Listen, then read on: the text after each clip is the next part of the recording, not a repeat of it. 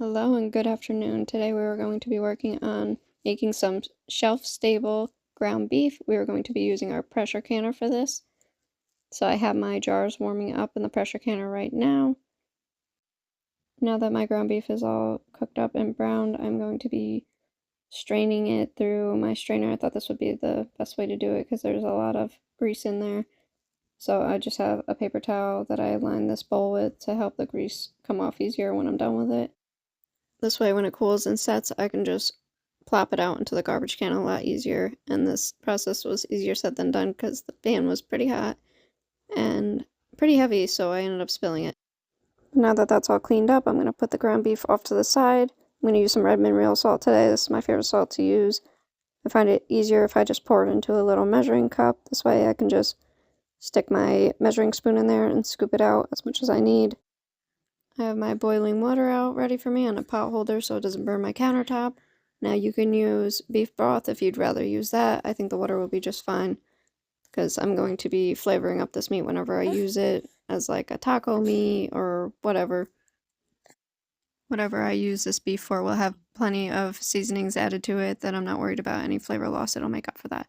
So I have my hot jars and I'm pulling one by one out of my canner so I can keep them warm while they're waiting to be filled so they don't come down to room temperature. I'm going to fill them with this ground beef, which I am quickly realizing that this is not the way that I should be doing this because I am burning my hands really bad. This meat is still very, very warm. So I'm going to go wash my hands and then I will grab something to scoop up my ground beef with so I don't burn my hands.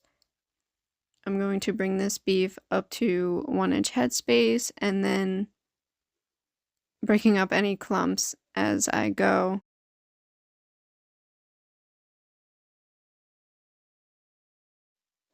I'm not packing this meat down, I'm just moving it around a little bit. We want to keep 1-inch headspace.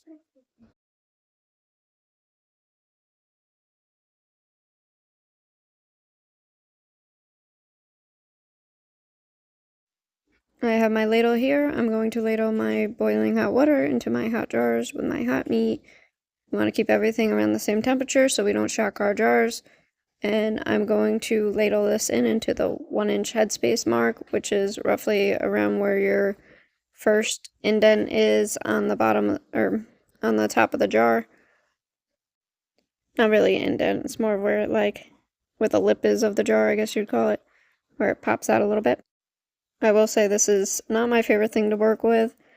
It's very greasy and unpleasant, but I will be happy when these jars are up on my shelf and I have some shelf-stable beef. Or shelf-stable meat. So we are taking our debubbler and I'm going to run this around the edge of the jars to let all the bubbles up. And then we're going to recheck the headspace, make sure we're at a 1-inch headspace mark. Here I'm just trying to poke down all the ground beef to make sure it's underneath the water line, and then I'm going to check the headspace.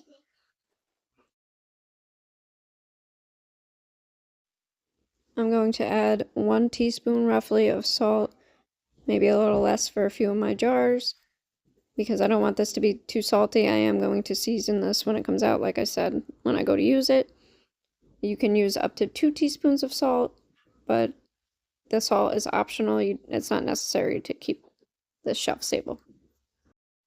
Now I always wipe the rim of my jars before putting the lids on with vinegar on a paper towel, but for this is extremely necessary because there is grease that gets on the rim and you're going to want to wipe that off so you can get a proper seal. If you leave the grease on, there's a high chance that it's not going to seal, and we don't want to risk losing our product over a false seal or no seal. Putting our rings on fingertip tight.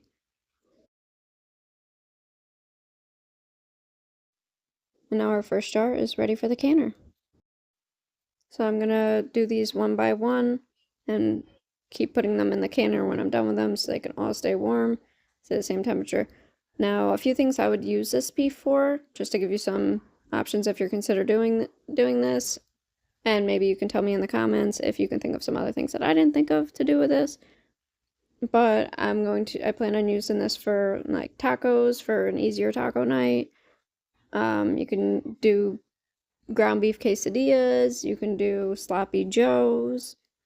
I did I'll show you at the end of this video, I did a Korean beef and rice with the leftover of this beef that I couldn't can because it didn't fit my canner.